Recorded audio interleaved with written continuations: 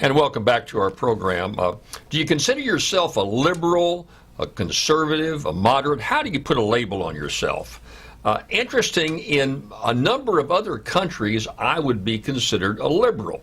And let me tell you what I mean. I've talked to several legislators and members of parliament over in England, and the term liberal means a lot different in other countries than it does the United States. We're different in a number of ways. You know, the racetrack, you like to go to the racetrack? When I was in law school down in New Orleans and went to the racetrack a couple of days a week, I was really into horse racing. I've always loved horses, had horses throughout most of my life. At one point, had 8 polo ponies I used to play with. The racetracks in America go a different direction than they do in other parts of the world. We are different in many, many ways. The automobile in America, few other countries drive on the left side of the road like we do. They drive on the right side of the road. So we're different in many of our interpretations, and the same is true with our politics. In most states, a liberal is considered a libertarian, somebody who wants the government off their backs, who wants more freedom, that really believes in freedom, and thinks that's a key connotation of how you should express yourself. It's not the traditional liberal here we think of in the United States that is very much for government intervention and government action. I want the government to leave me alone. We've talked about it a good bit on this radio show.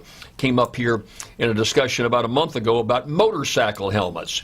I see a number of states want to give freedom to motorcycle riders to ride without their helmet. It should be their freedom of choice. And I'm very much for your freedom of choice, and I don't disparage motorcycle riders. I've had a motorcycle for most of my life since I was about 16 years old. Had a BMW 1160, the great big BMW, the fastest bike in the world for off-road and on-ride for a number of years. I love motorcycles. I always wore a helmet. I think you're crazy if you don't wear a helmet. Now, should you have the right not to wear a helmet? I think you can. As long as you don't put a burden on me. I'll stay out of your business, I'll stay out of your face if you stay out of my face. What I mean by that is, you get some 21-year-old kid who's riding his motorcycle, doesn't have any insurance, crashes, and is for all practical purposes brain dead.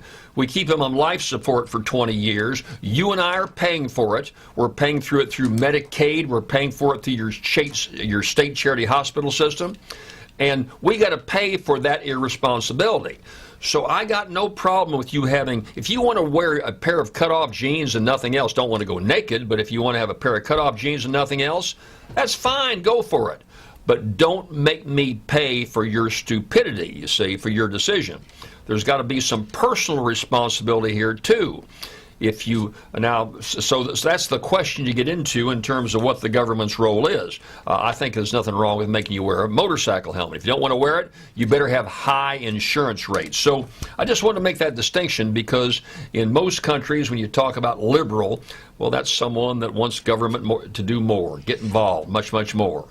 A libertarian and a liberal mean the same thing in England, in France, in Italy, in their parliament. Question of definition, the problem is that we libertarians don't have many places to go. You've got the Republicans and the Democrats that work overtime. They fight each other tooth and nail, but they work overtime to exclude anyone else.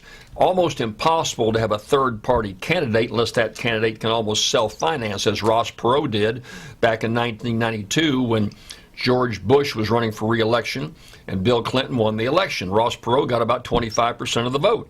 Maybe Michael Bloomberg could do it. He's a multi-billionaire. Maybe he could finance his own campaign. He's somewhat of a libertarian in New York. I'm concerned about New York City, by the way. No more stop and frisk. Teachers' unions playing a dominant role. I've got nothing against teachers' unions, but up in New York City, they are completely out of control in terms of dominating the educational system, not in a good way.